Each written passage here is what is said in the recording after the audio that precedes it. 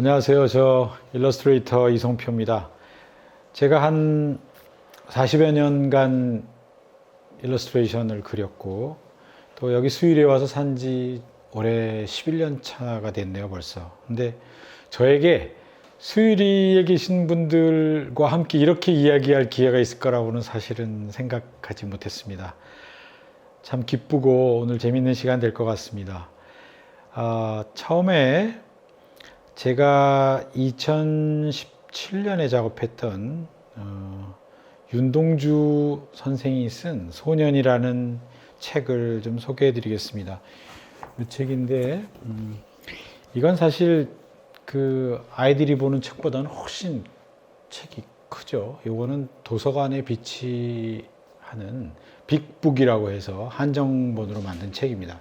제가 오늘 설명할 때 여러분에게 편하려고 이 책을 좀 가져왔습니다. 이 책이 지금 표지가 그럴듯하죠. 소년이 앞에 있고 괜찮은데 실제로는 화면에 보시는 것처럼 제가 이런 아이디어가 있었어요. 이렇게 배를 탄 소년이 수초 가득한 강에 떠 있는 듯한 이런 아이디어가 있었는데 출판사에서는 이 아이디어를 더 높이 사고 제가 지금 봐도 참 멋지게 표지가 나온 것 같아요. 제가 서점 여러 군데 갔었는데요. 서점마다 이 책을 이렇게 표지가 보이게 탁 비치해 놨는데 저거 내가 그렸나 싶을 정도로 멋있더라고요. 자, 그러면 제가 윤동주 선생의 소년이라는 시를 작업한 얘기를 조금 시작해 보도록 하겠습니다. 우선 소년의 시를 한번 읽어드리겠습니다. 여기저기서 단풍잎 같은 슬픈 가을이 뚝뚝 떨어진다. 단풍잎 떨어져 나온 자리마다 봄을 마련해 놓고 나뭇가지 위에 하늘이 펼쳐 있다. 가만히 하늘을 들여다보려면 눈썹에 파란 물감이 든다. 두 손으로 따뜻한 볼을 쓸어보면 손바닥에도 파란 물감이 묻어난다. 다시 손바닥을 들여다본다.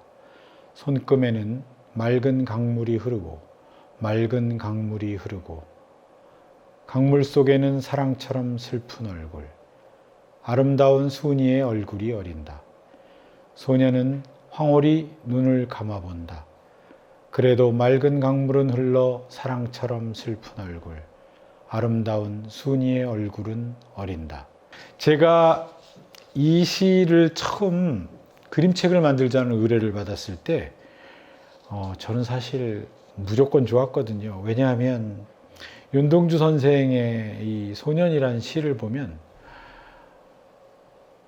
가만히 하늘을 들여다보려면 눈썹에 파란 물감이 든다.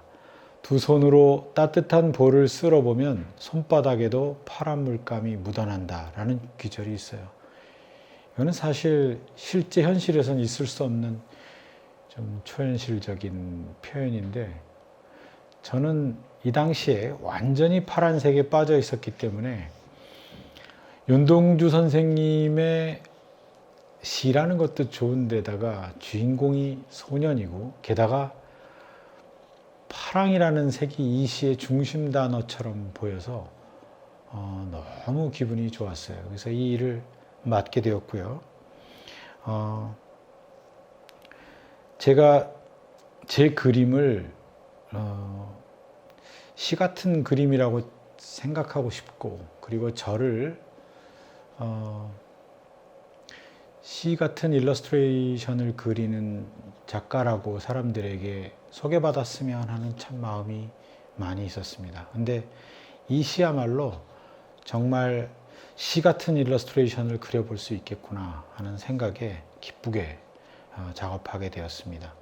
그림을 하나하나 보여드리면서 제가 소년이란 시를 어떻게 해석했는지 보시도록 하겠습니다.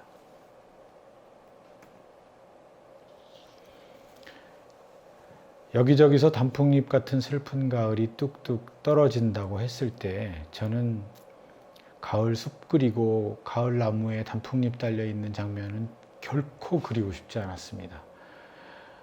오히려 단풍잎 같은 슬픈 가을은 어떤 가을일까? 그 가을을 그린다면 내가 어떻게 그릴 수 있을까? 또 그런 가을이 뚝뚝 떨어진다는데 그 가을을 어떻게 그릴 수 있을까? 특히 소년들하고 함께 그 가을을 어떻게 하면 소화할 수 있을까 하는 게 저의 첫 생각이었어요. 그래서 이 그림이 여러분들 앞에 이렇게 놓여 있는 거는 아주 지금 편안하게 있지만 실은 이 첫 장면이 나오기까지가 사실 제일 어려운 시간이었습니다. 제 기억에 한 짧게는 3개월, 길게는 한 6개월 정도 걸린 것 같아요. 그래서 많은 방황을 하다가 그냥 이 소년들을 한 사람 한 사람 제가 그냥 그렸거든요. 이 시에서 느껴지는 소년을 이렇게도 그려보고 저렇게도 그려보고 그렇게 그리면서 한 사람 한 사람 소년이 그려지면서 비로소 이 첫 장면이 떠올랐고요. 그랬을 때 단풍잎은 어떻게 해야 될까? 어떻게 떨어져야 되지? 가을이 슬픈 가을이 떨어지는 것처럼 떨어져야 되는데 어떻게 떨어져야 되지? 이렇게 그 가을은 그냥 자연에 떨어지는 이유 없는 낙엽 같은 게 아니고 이렇게 소년들하고 직접 연관되어서 그 소년의 꿈처럼, 그 소년의 날개처럼, 그 소년의 마음속에 숨겨놓은 핑크빛 이야기처럼 그렇게 그리고 싶었어요.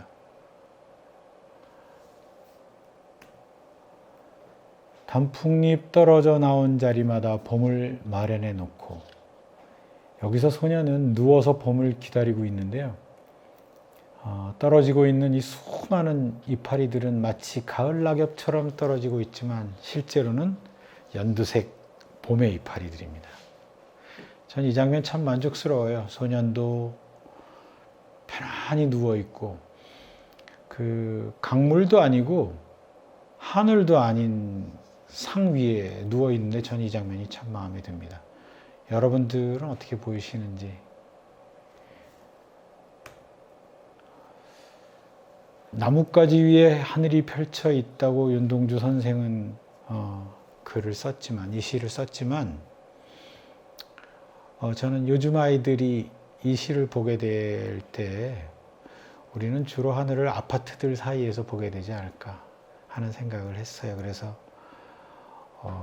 아파트 안에 파란 물 채우고 그 물 위로 구름이 흘러가게 했습니다. 그래서 저 파란 물도 하늘이고 구름이 있는 저 공간도 하늘이고 아파트 위도 하늘이고 정말 하늘이 좀 펼쳐지면 좋겠다 그런 생각으로 그렸습니다. 가만히 하늘을 들여다보려면 눈썹에 파란 물감이 든다. 아주 멋있게 해보고 싶었는데 사실은 쉽진 않았습니다. 그래서 앞장면에 있었던 구름이 이 소년 머리 위에 와서 자리 잡고 이 소년이 마치 하늘을 들여다보고 이렇게 눈을 이렇게 크게 뜨는 것처럼 그렸어요. 아시아인이면서 우리 조선 소년이면서 또한 일본의 속국의 소년인 이 사람인데요. 헤어스타일을 좀 일제시대 머리처럼 짧게 했고 그렇지만 요새 머리 자르면 잘라주는 형식으로 아주 멋있는 스타일로 만들었습니다. 여벌굴이지만 하늘에 구름을 이고 있지만 실제로 그렇게 행복하거나 편안하지는 않고 그렇다고 아무것도 상상할 수 없을 정도로 슬프지는 않은 시대가 어두워도 내 마음에 이 빛 같은 걸 가지고 있는 그 힘이 있는 청년이었으면 했어요. 그런데 그 힘이 밖으로 아주 우람하게 드러나지는 않는 얼굴. 두 손으로 따뜻한 볼을 쓸어보면 손바닥에도 파란 물감이 묻어난다는데 실제 이 손바닥에 파란 물감이 흥건하게 저는 그릴 수는 없었고요. 그것 대신 무엇이 있을까 했을 때 이제 뒤에 나오게 되는 소년이 곧 걸어가게 될 숲을 이 손바닥에 담았습니다. 다시 손바닥을 들여다본다. 거기 이제 주인공이 숨어 있습니다. 숲속에. 손금에는 맑은 강물이 흐르고, 여기서 이 소년이 서 있는 이 띠와 같은 선이 이게 손금이죠. 그리고 그 손금 안에 풀이 가득하고 소년이 풀 속에 서 있고, 지금 마치 이렇게 수초가 가득한 또랑을 건너가는 것처럼 소년은 지금 걸어가고 있어요. 이제 강에 떠 있습니다. 소년 배를 타고 어디로 가요? 아까 보여드렸던 그 수초들은 강물 속에 가득합니다. 이게 이제 이렇게 수초가 이렇게 흔들리는 게 이 소년의 설레임 같은 그런 마음이죠. 소년이 가서 닿은 곳은 강물 같은 얼굴입니다. 시에는 사랑처럼 슬픈 얼굴이라고 되어 있는데, 저는 이게 소년이 가서 닿은 어떤 연인 같은 그리워하는 사람의 얼굴이기도 하지만, 또한 소년의 얼굴이면 어떨까 하는 마음으로 그렸어요. 소년 마음에 가득 차 있는 그리움인 거죠. 이 시의 맨 마지막 장면에도 저는 소년이 끝에 가서 만나게 되는 게 순이거나 혹은 순이의 모습이 아니고 소년 자신하고 만나는 걸로 마무리했는데요. 여기 그 뉘앙스가 조금 숨어 있다고 보시면 되겠습니다. 아름다운 순이의 얼굴이 어린다. 이제 순이는 소년의 손에 잡히지 않고 소년의 세계 속에 들어있지도 않죠. 그렇지만 소년이 지금 서 있는 그 공간이 소녀와 같은 공간이고, 그리고 소년은 마치 그 공간 밖으로 나가는 것처럼, 저 소년이 서 있는 별이 떠 있는 저 하늘들하고 지금 소녀의 몸 안에 떠 있는 그 별들하고는 좀 같은 공간이에요. 근데 소년은 실은 밖으로 나가고 있죠. 소년은 황홀히 눈을 감아 본다. 마음속에 순이라고 이야기되고 있는 어떤 그리움 같은 거, 그게 이제 그냥 쉽게 얘기하면 마음속에 있는 그리움 같은 거지만, 윤동주 선생이 그 당시 처한 상황이나 그 당시 한국의 청년들이 맞이하고 있던 그런 봄이나 가을들을 생각할 때는 그는 반드시 조국이 처한 상황하고 관련이 있습니다. 그래서 이렇게 슬픔 덩어리라기보다는 앞으로 있을 수 있는 소망스러운 상태, 독립, 해방, 번영, 자유, 이런 것들하고 관련 있는 형상입니다. 이 구름은. 구름 가슴속에 품고 있어요, 지금 이 친구가. 그리고 그래도 맑은 강물은 흘러 할 때 이 몸속에 있는 이 구름이 이제 어디론가 이동하고 있는 거거든요. 저는 저 일본 땅에 있는 윤동주 선생의 마음 속에 있는 소망이 현해탄을 건너서 조선으로 오는 것처럼 그리고 싶었어요. 그리고 이제 와서 사랑처럼 슬픈 얼굴이라고 하지만 얼굴은 비교적 슬픈 얼굴이지만 그 현해탄 바다를 찢고 이 소년이 나온 거죠. 커튼처럼 찢고 나왔어요. 그리고 아름다운 순이의 얼굴은 어린다 라는 것이 소년 시의 마지막 구절인데, 저는 윤동주 선생님께는 죄송하지만 그래서 여기서 아름다운 순이와 껴안으면서 끝나는 장면을 그리고 싶지 않았어요. 정말 결코. 바다 건너와서 조국 땅을 쭉 나무들을 거쳐서 그 언덕길을 쭉 걸어서 내려가서 순이 얼굴 만나듯이 만나게 되는 물속의 그 얼굴은 윤동주 자신이고, 그건 곧 조국에 있는 청년들이고 윤동주의 나라고, 그리고 윤동주가 아까 마음에 품었던 그 희망이죠. 그런 것들을 좀 이렇게 담고 싶었는데 어떠셨는지요? 보통 일러스트레이터가 일을 할 때 일러스트레이터에게 부여되는 일에는 언제나 텍스트가 함께 있습니다. 그래서 그게 한 줄의 문장일 때도 있고 10줄의 문장일 때도 있고 한 권의 책일 때도 있습니다. 텍스트를 어떻게 해석하느냐의 문제, 그 해석한 텍스트를 어떻게 표현하느냐의 문제가 일러스트레이터들이 갖고 있는 직업적인 과제일 거라고 생각해요.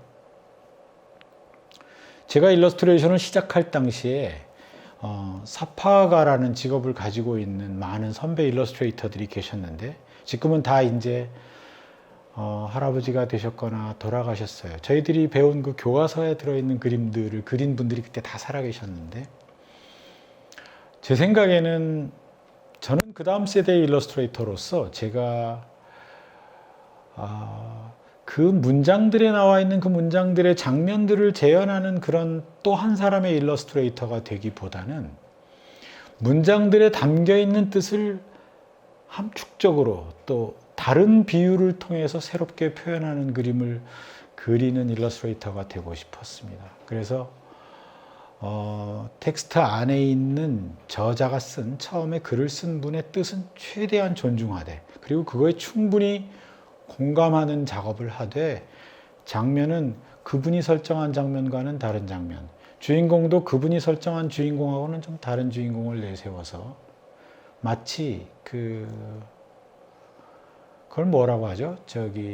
모노드라마의 주인공이 그 텍스트를 이야기하는 것처럼 그 텍스트를 연기하는 것처럼 이렇게 작업하곤 했었어요. 그래서 많은 편집자들이 좀 낯설어 하시긴 하셨는데 계속 하다 보니까 오히려 그렇게 설정한 저의 그 어떤 제가 작업하고자 하는 프레임이 오히려 대한민국 일러스트레이션의 어떤 그런 작업 범위를 조금씩 넓힐 수도 있지 않았나. 그리고 그것이 넓어졌기 때문에 저의 입지도 조금씩 생겨나지 않았나. 그리고 이제껏 40년에 이르도록 계속 작업할 수 있었던 바탕이 되지 않았나 이렇게 생각합니다.